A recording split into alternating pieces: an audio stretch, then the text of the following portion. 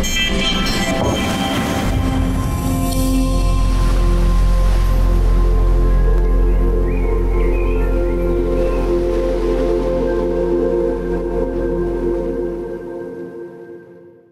session will be a focus on the retail industry. So today we are talking about security, and we are seeing what are the implications, what are the opportunities, what are the challenges that retailers are actually facing with the theme specifically about security. We will have a focus on European retailers in particular, but the trends that we are seeing are also applicable for retailers elsewhere. Think of the US, for instance.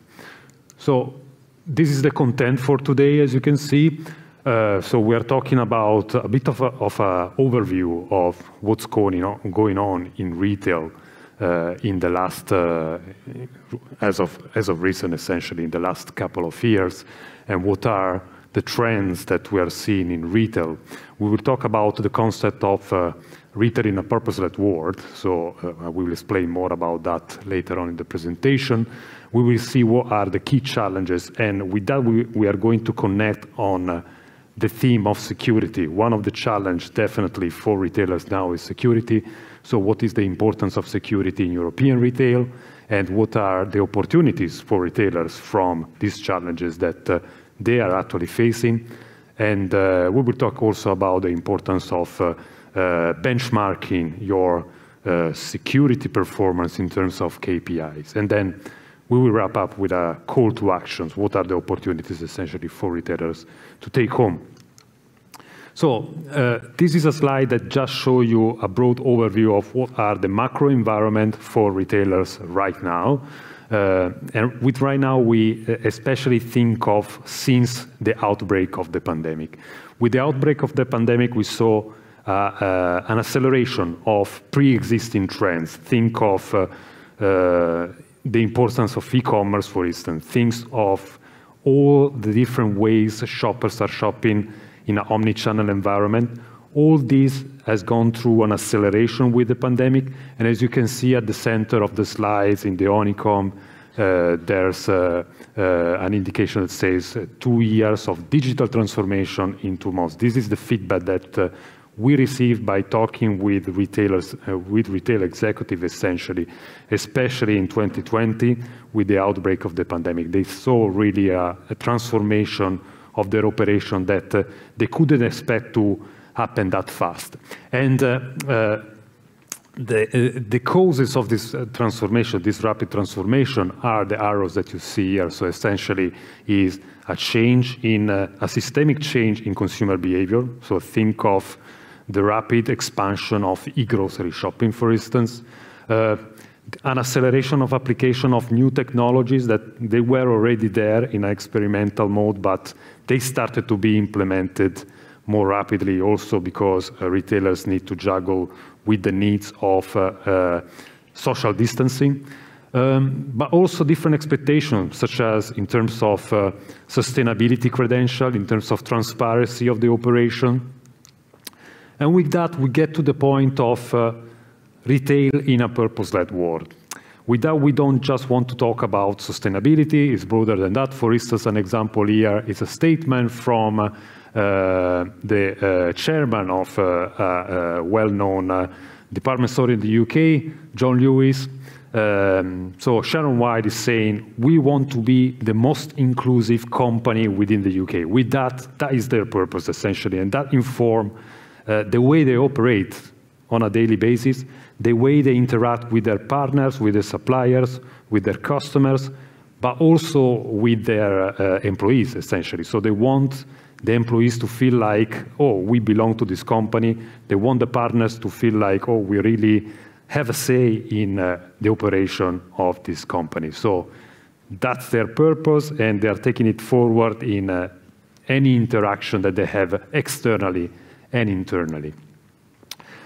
In informing their purpose, and I will have to add to this that why the purpose is important. It's important because it's now time for retailers to differentiate. So we are coming out from the emergency of the pandemic. We are in a new normal, and being able to operate with a sense of purpose is really what makes them stand out compared to competitors. So it could be inclusiveness, it could be sustainability, it could be I want to be the retailers where it's really convenient to shop from. So for instance, I buy today and the next day I'm sure that I will be delivered my goods at that particular slot that I selected. So in order to do that, you really need to master this kind of 3 pillars.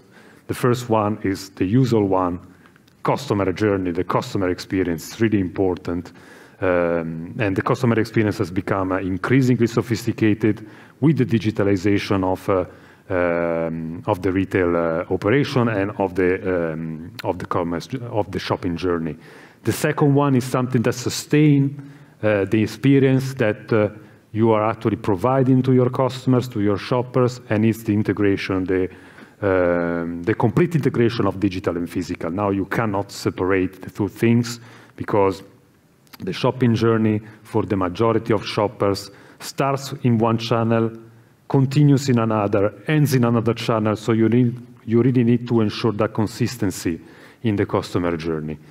And finally, another pillar that sustains the other 2, which is logistics, essentially, and distribution, which has become very important for retailers because of the importance of omnichannel operation, essentially. So what we were talking about, for instance, before, of buying something online and then have it delivered in store. It needs to be there in store. It needs to be delivered in a certain slot. And also all the narrative of the supply chain disruptions that the retailers have been facing in the last few months. So the usual lines of sourcing has been disrupted by bottlenecks, for instance, in traditional sourcing markets. So these are all elements that retailers need to think of going forward. And in terms of challenges, and here we are going to connect with the theme of security, essentially. With the digitalization of retail operation, with the complexity of the customer journey, it's no surprise that essentially data is really important. So data accessibility across the value chain and the importance of ensuring the correct handling and the security of this data is one of the key challenges for retailers. So with challenges also comes opportunities. So yeah, of course, these slides actually reinforce what I was saying before in the previous slide. So there are more data. There is more data essentially available to retailers. Retailers need to use this data because that helps them to provide better operation and better customer journey. But with that, it comes the responsibility of being able to handle this data, being able to ensure the security of this data, being able to use this data to ensure the visibility of operation and a consistency in the customer journey. With that, it comes 3 opportunities that we have identified. So the first one is retailers need to think of safe and effective use of customer data for personalization of the customer journey. Here you have a photo of an autonomous stores. We saw an expansion of this channel in Europe in the last year, especially in the last few months of 2021. Talking about the UK, for instance, this picture is a picture of a Tesco autonomous store, but also Sainsbury's open it. Many other retailers in Europe, such as Rewe in Germany, actually open it. So with that, basically, you need to embed data that you have from your customers, from other interactions, say your mobile app, to the experience that they're actually going through physically in store. So cybersecurity becomes very important. There is a statement from the technology director of Tesco that says exactly that. So we have more data, but at the same time, we have the responsibility of cybersecurity. And a challenge that we have identified in our surveys for retailers is actually how do we break down data silos? Because if you have data silos traditionally in legacy operation, you will have these data silos that actually prevents you to use properly the data and also to ensure the security of this data. Second opportunity is to develop effective customer data integrity and security system for customer trust. So essentially, here we have another statement from a pure play fashion retailer ASOS that says that we have a lot of active users, 26 million active users.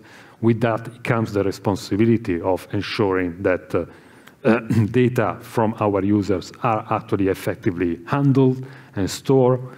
And this is important to ensure customer trust, because if we have a data breach, of course, then we will have problems with our operations, and we will have a decline in business in terms of shoppers that wants to shop from us. So, as you can see there at the bottom of the slide, over 50% of European retailers have already implemented a system that is called customer data management, so customer data platform, that enables them to have all the data in one place and being able to use this data effectively and securely, most importantly.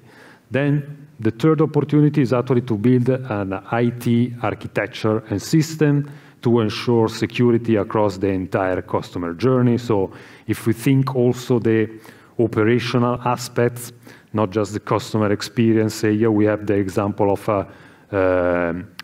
fast food retailers, we can call it that way, or a consumer food service retailer, Greg, which sells sandwiches in the UK. So we have a statement from their annual report saying that there's a continuous evolution of the cyber threats that we are experiencing. So it's really important to have security across all our operations, and with that, essentially, end-to-end security is 81% of eating and drinking establishments are considering end-to-end security as a priority. With that, for instance, we mean, say, how do we integrate our operation with suppliers? If we have suppliers that for which we don't really have the same level of operational security, that could be the weak link that could actually compromise the security of our operation. So this is very important to consider also for retailers. Then we were talking about before the customer data platform, so customer data management systems. What are the benefits of implementing? So we ask retailers that have already done so if they saw an impact on their bottom line, and the simple answer is yes. We, as a retailers, that we have implemented this kind of system. We saw 59% an increase in profitability, increase in forecast accuracy. So this is very important. You have better data, so you can actually predict more accurately what do you need to stock. This is really important, for instance, if you consider the disruption of the supply chain is something that retailers cannot really control, because you might have an outbreak in a sourcing market, and then your sourcing is actually compromised. So you really need to ramp up your ability to ensure forecast accuracy. And then increasing customer lifetime value. So this is basically the main goal for retailers in handling customers' data, because they need to ensure that they are able to ensure the trust from their customers, so customer lifetime value. Just want to leave you with a prediction. IDC Retail Insights, we also put together our heads at the end of each year, and we think of what are the key trends going forward, what retailers will do in the next 5 years. And we think, as IDC Retail Insights, that 76%, so the vast majority of retailers, will start to formulate KPIs to measure this data availability, recovery, and stewardship, so the data security essentially, which is very important in operation going forward for all the reasons that we saw today. And finally, I just want to wrap up with call to actions. So this is especially for retailers, and it comes from what we saw today. So essentially, you need to break data silos. This is very important for retailers, to ensure personalized shopping journey. Then you need to upgrade your data security to respond to more complex customer journey. It's really important to consider data as a key asset. So data is the new oil also for retailers. And finally, taken from the last slide, come up with KPIs to really ensure that you stick to your target in terms of data security. And with that, I conclude my presentation. Thanking you all.